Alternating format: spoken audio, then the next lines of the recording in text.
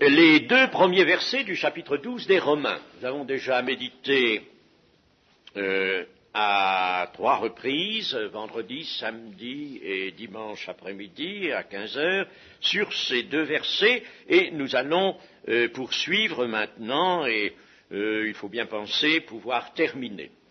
Je voudrais faire une observation en commençant. Ce matin, au culte, nous avons entendu un don spirituel, interprétation de langue, c'était Madame Christiane Jérémian qui prononçait ce don spirituel, et le contenu du don était la mise à la nécessité, l'appel du Seigneur pour l'accomplissement de sa volonté dans le cours de notre vie chrétienne. L'accomplissement de la volonté de Dieu. Alors, j'ai noté cela avec beaucoup de satisfaction, parce que j'aime bien remarquer, et cela on le remarque assez souvent dans le cours des réunions des églises, l'harmonie du Saint-Esprit. L'harmonie, le Saint-Esprit harmonise, vous voyez, et dans un centre comme celui-ci, où nous avons l'occasion d'entendre plusieurs prédicateurs et des dons spirituels, alors vous voyez, le Saint-Esprit harmonise. Ainsi donc, ce matin, le Seigneur nous a rappelé à cela. C'est fondamental, l'accomplissement de la volonté de Dieu. Sans cet accomplissement, il n'y a rien de possible. Le mépris ou l'oubli de cela, de l'accomplissement de la volonté de Dieu, ne pourrait qu'être sanctionné par une impossibilité d'entrer dans le royaume de Dieu. Vous savez que le Seigneur Jésus a dit à Pierre, l'apôtre Pierre, voyant venir son Seigneur avec une cuvette, une grande cuvette d'eau, n'est-ce pas, pour lui laver les pieds. Ah, Dieu le plaît, Seigneur. Ah, moi, tu ne me laveras pas les pieds. Peut-être les autres ont laissé faire, mais moi, il n'y a rien à faire, toi, mon Seigneur. Si je ne te lave, tu n'entreras pas. Tu n'auras pas de part avec moi. Ce qui veut dire, tu n'entreras pas dans le royaume de Dieu.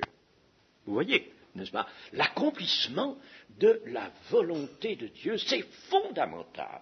Et tout est fait, Dieu a tout organisé, tout prévu, tout donné, pour que nous puissions par grâce et par force d'esprit, n'est-ce pas, c'est pas du légalisme ça, par force d'esprit, nous puissions arriver à accomplir la volonté de Dieu. Et puis alors je note une deuxième chose, toujours dans le sens de l'harmonie, au cours de la prédication de notre frère ce matin au culte, c'est-à-dire, je crois que c'est Paul Ettori, c'est bien ça? Christian, ah non, c'est pas Paul Ettori, c'était Christian Chestanier. Christian Chestanier. Alors, lui aussi, il nous a rappelé que l'obéissance et l'accomplissement de la volonté de Dieu, enfin je ne sais plus les termes, peu importe, n'est-ce pas, mais il y a eu ça aussi dans son message. Alors, vous voyez que le Seigneur, n'est-ce pas, ne nous parle pas plusieurs langages, mais il harmonise tout son conseil, tout le conseil qu'il nous donne par les uns et les autres. Alors, nous sommes sur cet accomplissement de la volonté de Dieu, et nous allons nous allons lire les 2 versets, bien sûr. Je vous exhorte donc, frères, par les compassions de Dieu, à offrir vos corps comme un sacrifice vivant, saint, agréable à Dieu, ce qui sera de votre part un culte raisonnable. Ne vous conformez pas au siècle présent, mais soyez transformés par le renouvellement de l'intelligence, afin que vous discerniez quelle est la volonté de Dieu, ce qui est bon, agréable et parfait. Et ce soir, nous serons alors à la dernière proposition, non pas phrase, mais proposition de la dernière phrase, c'est-à-dire afin que vous discerniez quelle est la volonté de Dieu, ce qui est bon, agréable et parfait. Que peut-on appeler le discernement de la volonté de Dieu? Il faut d'abord que nous disions cela. Mais très rapidement, je voudrais vous rappeler, chose que vous devez savoir, qu'il y a trois sortes de discernement dans l'Écriture. Il y a le discernement des esprits, pour lequel d'ailleurs un don spirituel est prévu, comme il y a un don de foi, mais il faut que le discernement des esprits, tout comme la foi, en dehors du don, n'est-ce pas, que ce discernement soit au service de tous. Discernement des esprits. Je ne vais pas en parler, je le cite. Il y a un second discernement nécessaire, qui est le discernement des temps. Il faut savoir où nous en sommes. Et le Seigneur Jésus nous a affirmé que dans sa mission, le Saint-Esprit nous conduirait dans toute la vérité et nous rappellerait ou nous informerait des choses à venir. Le Saint-Esprit, donc, veut nous donner un discernement pour que, par le moyen, bien sûr, de la parole, qui contient une partie prophétique tellement importante, tellement large, et qui nous parle du passé, du présent et de l'avenir, eh bien, que par le moyen de cette parole, nous sachions plutôt prévoir où nous en sommes. Le Seigneur disait, comment vous discernez, d'après le ciel, le temps qu'il va faire demain, et vous ne discernez pas les signes de ce temps. Discernement des temps. Et puis le troisième discernement, qui est le discernement du bien et du mal. Et c'est surtout celui-là qui nous occupe maintenant. Discernement du bien et du mal. Alors, disons ce qu'est le discernement. Le discernement est une appréciation. Et bien entendu, comme c'est une dotation divine, c'est un discernement de nature spirituelle. C'est-à-dire quelque chose qui tient du surnaturel, qui vient de l'esprit. C'est une appréciation bonne des choses. Une bonne, une juste appréciation des choses. C'est-à-dire, précisons, appréciation juste de ce qu'il y a lieu de faire ou de dire en toute occasion. Dans les occasions petites ou grandes qui s'offrent à nous, ce qu'il y a lieu donc de faire ou de dire en toute occasion pour accomplir la volonté de Dieu. Je pense que vous voyez cette définition du discernement, une appréciation bonne ou juste de ce qu'il y a lieu de faire ou de dire en toute occasion pour accomplir la volonté de Dieu. Discerner, ce sera donc découvrir les caractères qui font la différence des choses. Et nous sommes un petit peu peut-être là dans un langage théorique, mais nous allons voir cela d'un peu plus près. Découvrir les caractères qui font la différence des choses, et en définitive, c'est avoir un jugement spirituel, discernement ou jugement, un jugement spirituel. Non pas un jugement sur les personnes, mais un jugement des choses. Nous pourrions, au sujet de ce jugement, lire 1 Corinthiens chapitre 2 et verset 15, que nous avons déjà lu, n'est-ce pas, mais enfin je le relis. 1 Corinthiens chapitre 2 verset 15, l'homme spirituel, au contraire, juge de tout, c'est-à-dire apprécie, est capable d'apprécier toute chose, et il n'est lui-même jugé par personne. Il n'y a pas dans le monde de personne qui puisse juger Christ, qui puisse juger par conséquent les chrétiens. Car qui a connu la pensée du Seigneur pour l'instruire? Or nous avons la pensée de Christ. Alors, nous pourrions dire, le discernement, en somme, va nous mettre en possession de la pensée de Christ. Et nous allons voir cela dans un exemple. Mais je voudrais remarquer une chose. Vous savez, dans le temps que nous vivons maintenant, qui est la fin du temps de l'Église, nous sommes engagés dans la fin du temps de l'Église, on parle beaucoup, avec crainte, du légalisme. Alors, je vous dirais que, personnellement, je sais ce que le légalisme a de nocif, de dangereux. Je sais qu'il est capable de détruire une église. Oui. Et on l'a vu sur le plan d'expérience. C'est vrai. Mais attention, il ne faut pas voir du légalisme partout. Parce qu'il y aurait une exagération, et ça je l'ai senti, cette exagération, qui aboutirait tout simplement à ceci. Nous ne sommes plus sous la loi, mais sous la grâce. Christ est la fin de la loi pour ceux qui croient. Alors nous ne sommes plus sous la loi, on rejette la loi, et on ne veut plus qu'on nous parle d'obéissance, on ne veut plus qu'on nous dise, mais cette chose-là, elle est à faire. Elle plaît au Seigneur, il faut la faire. Alors là, n'est-ce pas, c'est un excès épouvantable.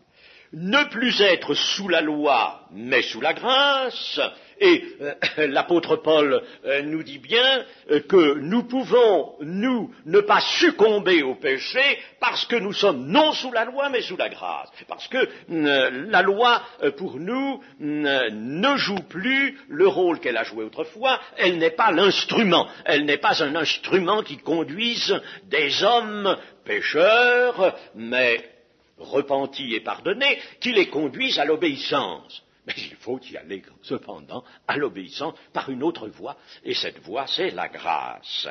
Alors, je voudrais remarquer ceci, c'est que discerner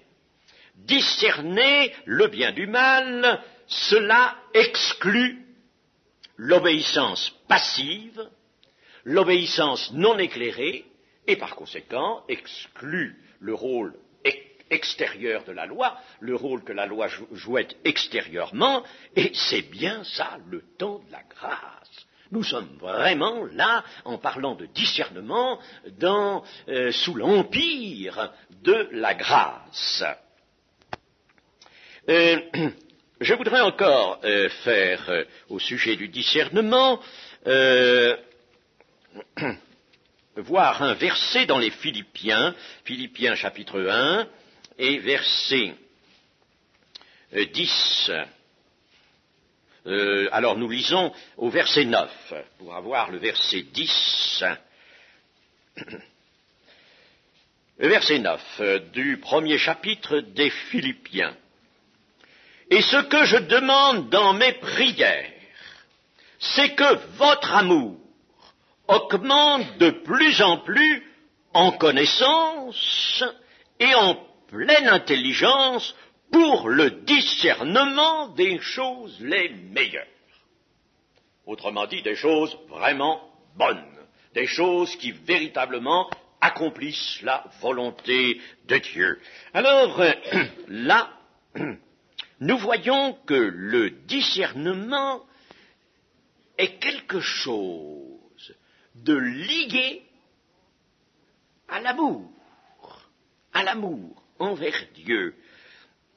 Ce que je demande, c'est que votre amour, l'amour que vous avez dans le cœur, l'amour que vous ressentez, l'amour que vous mettez en œuvre, augmente de plus en plus en connaissance et en pleine intelligence pour le discernement des choses meilleures. Alors voilà ce que veut dire l'apôtre. Il dit, vous avez de l'amour dans le cœur, bien, c'est bien. Vous désirez être rempli de cet amour par le Saint-Esprit, c'est parfait. C'est ce qu'il vous faut en effet. Ah, l'amour, c'est capital. Parce que la foi elle toute seule ne peut pas faire des œuvres qui subsistent jusqu'en vie éternelle. Il faut qu'il y ait la foi et l'amour. Bon, ça nous le savons. Eh bien alors, votre amour, c'est quelque chose d'infiniment précieux, mais pensez à ceci, nous dit l'apôtre, c'est que votre amour a besoin de ces deux choses, connaissance et pleine intelligence. Nous avons parlé de l'intelligence, nous l'avions dans notre verset, nous en avons déjà parlé ces jours-ci. En connaissance et en pleine intelligence, alors que votre amour se saisisse et cherche à être en possession toujours davantage d'une connaissance plus profonde encore, et d'une pleine intelligence pour le discernement des choses de meilleures, c'est-à-dire que là, votre amour va ainsi réussir à faire tout ce qui est agréable à Dieu. Vous allez réussir à faire la volonté de Dieu par le moyen de cette connaissance et de cette intelligence poussée encore plus loin. Vous allez pouvoir vraiment discerner les choses les meilleures et parvenir à un accomplissement plus réel de la volonté de Dieu. Alors, nous disions que le discernement était une juste appréciation de ce qu'il y a lieu de faire ou de dire. Eh bien, par le moyen du prophète Ézéchiel, nous allons préciser cela. Ézéchiel, dans le chapitre 22 et au verset 26. Chapitre 22 et au verset 26. Ces sacrificateurs violent ma loi et profanent mes sanctuaires. Ils ne distinguent pas ce qui est saint de ce qui est profane. Il ne faut pas connaître, au peuple s'entend, ils ne font pas connaître la différence entre ce qui est impur et ce qui est pur. Voilà deux choses, n'est-ce pas, vous voyez, une distinction fondamentale que doit opérer le discernement.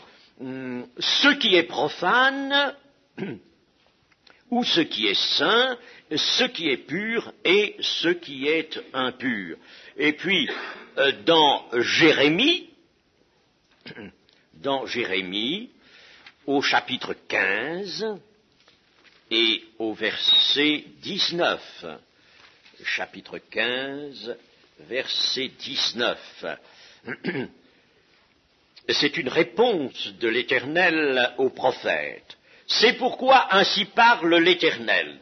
Si tu te rattaches à moi, je te répondrai et tu te tiendras devant moi.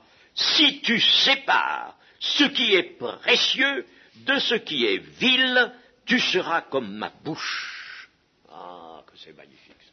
Si tu sépares ce qui est précieux de ce qui est vil. Mais ça ne va pas de soi, ça, cette séparation, ce discernement de ce qui est précieux et de ce qui est vil. Enfin, quand nous avons deux ordres de choses, qu'est-ce qui est vil ici? Qu'est-ce qui est précieux là? Est-ce que bien tout est précieux ici? Est-ce que tout est vil là? Et puis alors pur, impur, saint et profane, la notion de quelque chose de saint et quelque chose de profane, nous ne savons pas suffisamment aujourd'hui faire ces différences-là. Dans la vie moderne où nous sommes sollicités de tant de manières, il y a des choses qui sont profanes. Il y a des attitudes qui sont profanes. Peut-être pas, si vous voulez, d'une façon uniforme pour tout le monde. Parce que ça dépend du degré, peut-être, de spiritualité que l'on a atteint, ça dépend de l'expérience que l'on a faite, ça dépend du chemin que le Seigneur nous a fait parcourir, n'est-ce pas? Il y a une progression. Alors, aux jeunes âmes, peut-être, on va peut-être pas demander de posséder un discernement aussi fin qu'on le demandera à ceux qui ont déjà beaucoup reçu. Vous savez que ceux qui ont déjà beaucoup reçu, on leur demande plus. On leur demande beaucoup. Mais de toute manière, n'est-ce pas, il faut arriver à cette distinction. Il y a des moments où des choses ne peuvent pas satisfaire notre cœur aimant, notre cœur chrétien, parce que ces choses ont quelque chose de profane. Je ne dirais pas, comme disent quelques-uns, c'est péché ou c'est pas péché. C'est pas ça, le discernement. Il ne s'agit pas de savoir si c'est péché ou péché. Si on fait quelque chose qu'on sent être profane, et on a donc ce sens, cette conviction, et on le fait quand même, alors là, ce sera le péché. Mais il faut savoir distinguer ce qui est profane de ce qui est saint. Et dans la vie moderne, il y a tant de choses qui naviguent, voyez-vous, entre ce qui est saint. Puis, la même chose, dans certaines circonstances, pourra être profane, dans d'autres circonstances, elle ne le sera pas. Vous voyez, c'est très subtil. C'est très subtil. Et ce qui est pur de ce qui est impur. Alors, je ne vais pas épiloguer longtemps là-dessus, mais je livre ça à votre réflexion. Si nous voulons vraiment aimer le Seigneur et que notre amour augmente en connaissance et en pleine intelligence pour le discernement des choses les meilleures, alors là, vraiment, nous nous laisserons conduire plus avant par l'Esprit dans cette différence, cette distinction entre le profane, ce qui est profane et ce qui est saint. Et on pourrait employer deux autres qualificatifs. On pourrait dire précieux et vil, pur ou impur, saint et profane. On pourrait dire distinction entre ce qui est charnel et ce qui est vraiment spirituel. Ce qui est charnel et ce qui est spirituel. Je voudrais au passage noter que le roi Salomon, dans la majeure partie de son temps, de son règne, et c'était au début, a fait une demande à Dieu qui est magnifique et qui peut être la nôtre. Dans le premier livre des rois, au chapitre 3, le verset 9, dans sa demande, cette demande qui a été si agréable à Dieu, chapitre 3 du premier livre des rois et verset 9, accorde donc à ton serviteur un cœur intelligent pour juger ton peuple, pour discerner le bien du mal. Voyez-vous, comme ce roi avait vraiment été à ce moment-là guidé par l'Esprit pour faire cette demande qui a été si agréable à Dieu, un cœur intelligent, nous revenons toujours ça, l'intelligence sera le moyen, cette intelligence spirituelle, pour juger ou pour discerner, juger le peuple, mais discerner en le jugeant le bien du mal. Discerner le bien du mal. Alors, évidemment, il s'agit de discerner ce qui est la volonté de Dieu. La volonté de Dieu sera toujours du côté de ce qui est saint, du côté de ce qui est pur, du côté de ce qui est précieux et du côté de ce qui est spirituel. Bien entendu, la volonté de Dieu sera là. Mais le distinguo n'est pas quelque chose qui va de soi. Nous l'avons dit, n'est-ce pas, discerner exclut toute passivité. C'est le discernement, c'est en nous une lumière particulière, et Dieu veut véritablement que nous soyons des personnes intelligentes. Jamais le Saint-Esprit n'intervient, ne nous est donné, n'intervient dans nos vies pour faire de nous des automates. Ça va à l'encontre du plan de Dieu. Des personnes libres et intelligentes. Et l'obéissance à la volonté de Dieu, c'est un fait de liberté. Jésus était libre, entièrement libre. D'ailleurs, il le dira, je ne suis pas obligé de donner ma vie. On ne me la prend pas, ma vie. Mais je la donne, moi-même. Moi-même, je la donne pour mes brebis. Je la donne. Et, Jésus était libre. Et il a employé sa liberté à accomplir la volonté de son Père. Nous disions que la volonté de Dieu était quelque chose de subtil. Ce n'est pas quelque chose qui va de soi. On ne peut pas dire là, d'une façon tranchée, ah, ça c'est la volonté de Dieu, ça n'est pas. On pourra le faire, certes, on doit pouvoir le faire, par le moyen du discernement, qui nécessite, bien sûr, quelquefois, une certaine réflexion, et en tout cas, qui exclut une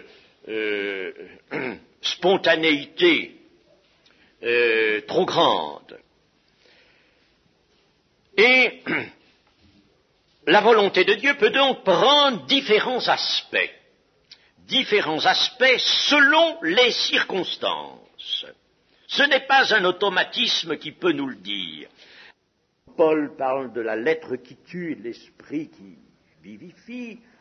L'être, il fait allusion essentiellement à la loi. À la loi. La loi, si nous nous placions sous la loi, nous risquerions d'être sous le ministère de la condamnation. Mais aussi, il n'y a pas inconvénient du tout, à voir la lettre comme étant la prise en considération simplement du sens premier littéral, uniquement littéral, de la parole de Dieu écrite. Bien sûr, le sens littéral, nous en avons besoin pour la méditer. Nous en avons besoin. Ça, je vous assure que quand on veut faire vraiment une étude profonde, il faut d'abord faire de l'exégèse. Et faire de l'exégèse d'abord, et quelquefois même aller sonder la langue première, la langue originale. Mais il ne faut pas rester sur le sens littéral et appliquer la parole de Dieu uniquement sous son aspect littéral. Alors c'est là que nous risquerions de graves mécomptes. Il n'y a pas donc application de la volonté de Dieu, accomplissement de la volonté de Dieu plutôt, par le moyen de la lettre dont nous servirions à l'emporte-pièce. Je prends un verset dans son sens littéral et puis, je l'applique à la circonstance. Alors là, je peux faire toutes les erreurs, toutes les choses mauvaises. Alors c'est là que je vais tomber dans un terrible légalisme. C'est là. Et plusieurs exemples nous montrent. Voyons par exemple David qui est allé manger les pains de proposition. Longtemps j'ai cherché, n'est-ce pas, comment vraiment il pouvait avoir, lui qui n'était pas sacrificateur et qui était destiné à être roi, c'est-à-dire précisément séparé de la sacrificature. Royauté et sacrificature étaient tenues séparées puisqu'elles ne pouvaient être réunies qu'en la personne de Jésus. Eh bien, pourtant, Jésus l'approuve. Ne condamnez pas, dira-t-il, n'est-ce pas? Et puis il prendra lui-même l'exemple de David. Est-ce que David n'est pas allé une fois là manger les pains de proposition que seul le sacrificateur a le droit, lui, de manger? Et il n'était pas sacrificateur. Et pourtant, à ce moment-là, le Seigneur Jésus nous dit que David n'avait pas péché en faisant cela. Enfin, je prends cet exemple. Vous voyez que si on avait appliqué l'emporte-pièce, la loi à l'emporte-pièce, eh bien, David aurait dû être regardé comme un transgresseur, à la lettre. Et plusieurs fois, c'est ce qui a fait d'ailleurs le conflit, le profond conflit entre Jésus et les pharisiens. Ce conflit a souvent été sur ce thème-là, sur ce terrain-là. Voyez par exemple l'attitude des pharisiens concernant le sabbat. Alors pour eux c'était l'emporte-pièce. Et le jour du sabbat tu ne dois rien faire. Alors si tu guéris quelqu'un, c'est un travail, tu es transgresseur du sabbat. Et Jésus va leur montrer que non. Jésus va leur montrer que non. Vous voyez, n'est-ce pas, utiliser la parole écrite, ensuite il faut que la parole écrite devienne parole vivante, par l'esprit. Mais appliquer la parole écrite à l'emporte-pièce ne permet pas toujours de faire vraiment la volonté de Dieu. On peut même faire le contraire. Mais c'est par un discernement intelligent, dans pourtant un esprit, vraiment un esprit entier de soumission, ou un esprit d'entière soumission. Il faut quand même un esprit de soumission, il le faut, je ne dis pas quand même, je dis il le faut avant tout, un esprit de soumission. Oui, je veux me soumettre à la volonté de Dieu, et il faut que, par intelligence, je puisse la discerner. On a fait quelquefois, alors là, n'est-ce pas, c'est le légalisme dans son aspect le plus terrible. Moi, souvent, je vous dirais que ça m'a fait mettre en colère. Enfin, on n'a pas le droit d'être en colère, mais ça fait monter un courroux. Alors nous dirons un saint courroux, si vous voulez, n'est-ce pas? Et quand j'ai vu quelquefois chrétiens ou chrétiennes exiger de nouveaux membres entrer dans l'Église, de nouvelles âmes, leur dire ça, n'est-ce pas, leur plaquer sur le dos, tout de suite un verset, et de les juger tout de suite comme transgresseurs. C'est pas ça, chers amis. Il faut vraiment le discernement. Alors, je vais prendre un exemple dans l'Évangile. Cet exemple, nous allons le trouver dans Matthieu chapitre 17. Matthieu chapitre 17. Et versets 24 à 27. Là, il y a un petit événement, une petite circonstance où nous allons voir apparaître le discernement d'intelligence pour l'accomplissement de la volonté de Dieu. Chapitre donc 17, verset 24. Lorsqu'ils arrivèrent à Capernaum, ceux qui percevaient les 2 drachmes s'adressèrent à Pierre et lui dirent, « Votre maître ne paie-t-il pas les 2 drachmes ou les 10 drachmes ?» Oui, dit-il. Et quand il fut entré dans la maison, Jésus le prévint et dit, « Que t'en semble, Simon? Les rois de la terre, de qui perçoivent-ils des tributs ou des impôts? De leurs fils ou des étrangers? » Il lui dit, « Des étrangers. » Et Jésus lui répondit, « Les fils en sont donc exempts. Mais pour ne pas les scandaliser, va à la mer, jette l'hameçon et tire le premier poisson qui viendra, ouvre-lui la bouche et tu trouveras un statère, prends-le et donne-le pour moi et pour toi. » Le statère faisait donc 10 drachmes, c'est-à-dire 4. Alors ça allait pour 2 personnes. Bien. Les commentateurs sur ce récit nous disent qu'il doit s'agir de la redevance annuelle que les Juifs devaient payer pour le temple. Je ne suis pas d'accord là-dessus. Mais enfin, je ne veux pas leur faire un procès maintenant, ce n'est pas mon intention. Il s'agit d'une autre perception que celle-là.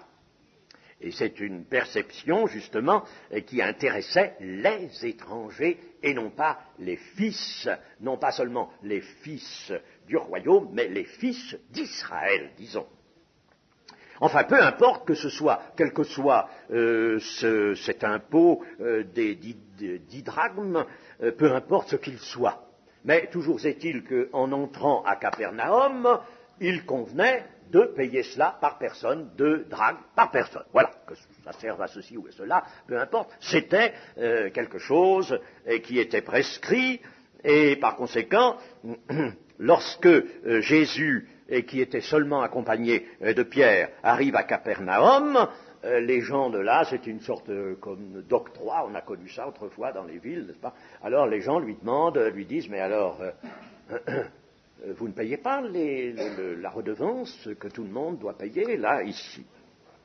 Et alors le Seigneur Jésus fait, par une question, fait dire à Simon que cette redevance, elle doit être perçue des étrangers et non pas des fils des gens du pays qui habitent Capernaum. Et Jésus, à ce moment-là, habitait Capernaum. Il a eu pendant un temps son habitation à Capernaum.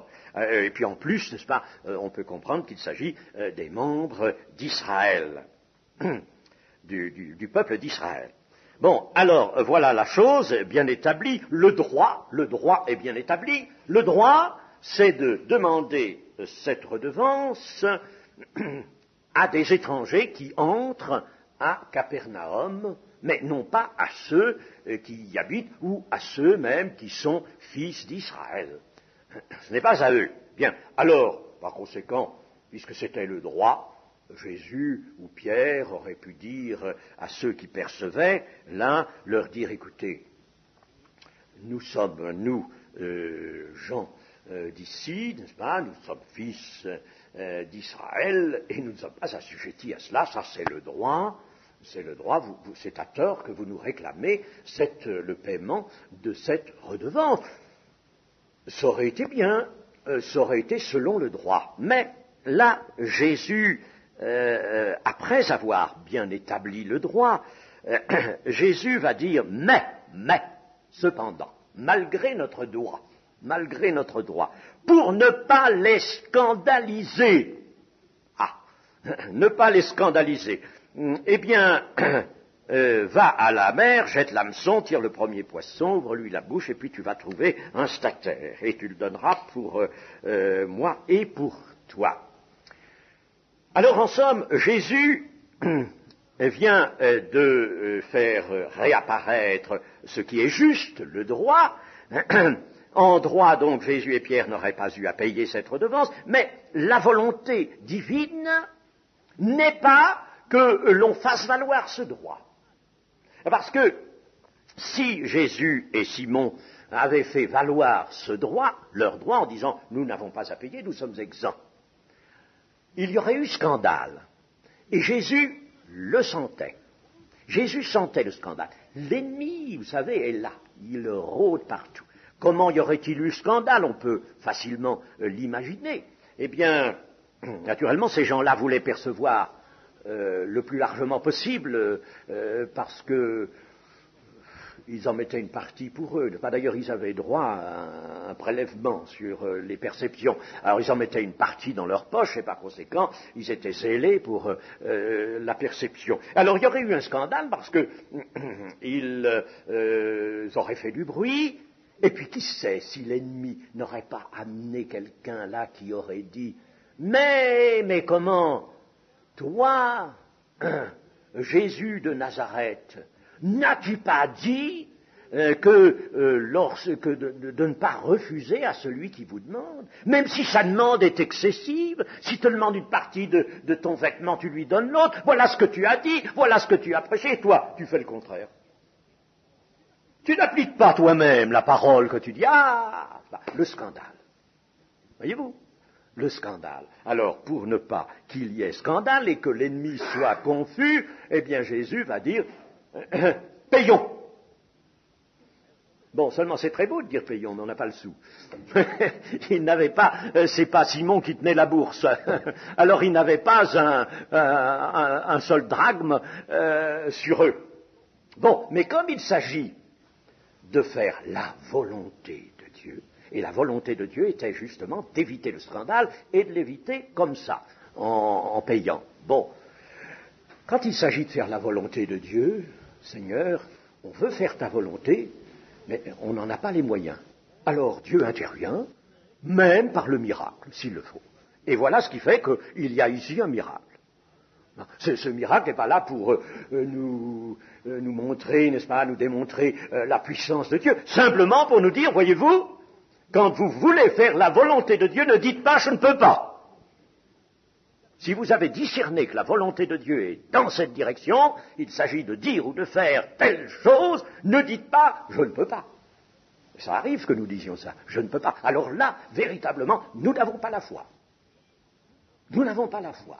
Et, chers amis, je puis vous dire que sur le plan pratique, dans l'Église, je ne peux pas parler de moi personnellement, mais de ce que je connais, de différents chrétiens, hein, eh bien, il y a des chrétiens qui, effectivement, n'ayant pas les moyens, je ne parle pas des moyens notamment matériels ou de l'argent, mais n'ayant pas les possibilités, si vous voulez, de faire la volonté de Dieu, sentant toutefois quelle était la volonté de Dieu, la discernant, ont prié Dieu, et Dieu a fidèlement répondu et permis que l'on puisse faire sa volonté. Et c'est merveilleux de marcher ainsi, n'est-ce pas? C'est magnifique, voyez-vous. Vous pouvez donner à Dieu l'occasion de faire même un miracle. Même un miracle. Par conséquent, n'est-ce pas, le raisonnement doit être entièrement banni. Il n'y a pas de raisonnement à opposer. La volonté de Dieu est-elle bien celle-là? Attention, un discernement sûr, n'est-ce pas? Discernement spirituel sûr. La volonté de Dieu est cela. Bon, alors, nous ne ferons pas les autres choses. Nous ferons la volonté de Dieu. Comment? Je ne sais pas. Les moyens nous en manquent. Mais Dieu nous le permettra. Et cela arrivera. Voilà une vie chrétienne qui est véritablement conduite comme Dieu le veut. En somme, chaque circonstance demande réflexion et attente de la direction du Seigneur. Et quand nous faisons cela, chers amis, nous pourvoyons au témoignage. Quand nous avons fait la volonté de Dieu, nous avons pu éviter, comme ici par exemple, un scandale, et nous pourvoyons au témoignage. Et avant de terminer, je voudrais dire ce qu'il faut comprendre par les trois qualificatifs qu'emploie notre apôtre, l'apôtre Paul, dans les versets que nous étudions, c'est-à-dire Romains 12, afin que vous discerniez quelle est la volonté de Dieu, ce qui est bon, agréable et parfait. J'ai déjà dit que certains traducteurs, et dans le grec ça peut se justifier, attachent les trois qualificatifs à la volonté de Dieu. Mais la traduction peut aussi se justifier telle qu'elle est là. C'est-à-dire la volonté, quelle est la volonté de Dieu? Ce qui est bon, non pas la volonté de Dieu bonne, agréable et parfaite, mais la volonté de Dieu, c'est-à-dire ce qui est bon, agréable et parfait. Et cette traduction est certainement meilleure. Quand deux traductions dans le grec, par exemple, sont possibles, il faut prendre celle qui cadre le mieux avec le contexte et l'intention du contexte. Alors, trois adjectifs qui qualifient de trois manières plutôt, les actions qui seront l'accomplissement de la volonté de Dieu. Ce qui est bon, ce qui veut dire ce qui est vraiment le bien, ce qui est le bien. Dans l'épître aux Hébreux, au chapitre 5 et au verset 14, au verset 13 et 14 du chapitre 5 des Hébreux, nous avons ceci. Or, quiconque en est au lait n'a pas l'expérience de la parole de justice, car il est un enfant. Mais la nourriture solide est pour les hommes faits, ou les hommes accomplis. On pourrait même dire les hommes parfaits, c'est-à-dire accomplis. Pour ceux dont le jugement est exercé par l'usage à discerner ce qui est bien de ce qui est mal. Vous voyez que l'expérience va intervenir aussi dans l'affinement du discernement. L'expérience va dire, si on ne met pas les choses en expérience, il est évident qu'on ne progressera jamais. Par conséquent, notre vie chrétienne est un champ d'expérience et il faut absolument qu'elle nous fasse acquérir le bon usage du discernement, discerner ce qui est bien de ce qui est mal. Voilà donc ce que veut dire l'apôtre en disant ce qui est bon. Je ne vais pas vous faire lire encore d'autres versets, mais par certains versets, notamment 2 Corinthiens 5, verset 10, ou Romains 14, verset 10, l'apôtre Paul va nous montrer que, en fin de compte, nous passerons devant le tribunal de Christ. Non pas pour que, si nous sommes vraiment chrétiens, non pas pour que soit remis en cause notre salut, mais pour juger, que soient jugés les sentiments intimes, les mobiles secrets qui nous ont fait agir, pour que soit examiné ce que nous aurons fait de bien ou de mal étant dans notre corps pendant le cours de notre vie chrétienne. Il y aura là, n'est-ce pas? Et cela va de soi. Cela va de soi. Il faut que notre vie chrétienne paraisse au grand jour et soit jugée. Chers amis, pensez-y. Pensez-y. Notre vie chrétienne doit être jugée. Et même les paroles. Puisque le Seigneur Jésus n'a pas hésité à dire, par tes paroles, tu seras justifié ou tu seras condamné. Attention les paroles. Alors, il y a lieu d'être très sérieux, nous avons besoin du discernement du bien et du mal. Donc ce n'est pas la remise en cause du salut qui est annoncée par le jugement de Christ, mais d'une plus ou moins grande récompense, c'est cela qui est à la clé, à condition bien sûr qu'on ait tout fait pour garder le salut. Ce qui est agréable à Dieu, naturellement, ce qui est agréable à Dieu est devant les hommes. Lorsque vous lisez certains versets, vous trouvez cela devant les hommes. Devant les hommes. Et le Seigneur Jésus, au gré de l'Évangile selon Luc, au cours de sa jeunesse, de sa croissance, eh bien, il apparaissait comme un jeune qui était vraiment rempli de la grâce de Dieu devant Dieu et devant les hommes, devant Dieu et devant les hommes. Les hommes le constataient. Alors, ce qui est agréable à Dieu et ce qui est vraiment aussi agréable aux hommes qui regardent, c'est agréable de voir quelqu'un qui est véritablement conduit par un discernement spirituel et qui fait la volonté de Dieu. Au point que, chers amis, quelquefois, l'ennemi se sert de personnes non converties pour vous parler, quelqu'un d'ailleurs l'a souligné dernièrement, pour vous parler et vous dire comment vous êtes chrétien, et pourquoi ne faites-vous pas telle chose? Est-ce qu'en chrétien vous ne devriez pas faire telle chose?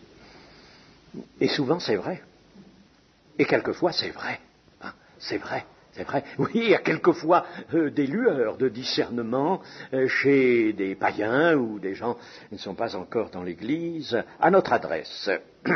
Ce qui est agréable. Donc la volonté de Dieu réalisée par le chrétien fidèle est un trait de lumière et elle porte un témoignage qui est ressenti, un bon témoignage qui est ressenti comme une chose agréable. Et ce qui fait dire à des personnes extérieures, en entendant des chrétiens ou en les voyant vivre, comme je voudrais être comme vous, comme je voudrais avoir la foi que vous avez. Vous n'avez pas entendu une fois des choses comme ça? Et il faudrait l'entendre souvent, pas pour s'enorgueillir, naturellement, n'est-ce pas, mais parce que, vraiment, c'est un effet qui doit être produit sur les autres. Et ce qui est parfait, c'est-à-dire l'exact accomplissement de la volonté divine, est un acte de la perfection. Ce qui est parfait, c'est un acte de la perfection. Si, par discernement, je parviens, dans toutes les occasions qui me sont offertes, à accomplir la volonté de mon Dieu, alors je fais des actes de perfection. Je ne suis peut-être pas parfait, encore. Je n'ai pas encore atteint la perfection, mais je fais des actes de perfection. Chez le fidèle transformé en son intelligence spirituelle, le cœur et les actions du corps se trouvent en harmonie et correspondent à la volonté de Dieu, comme chez le Seigneur Jésus.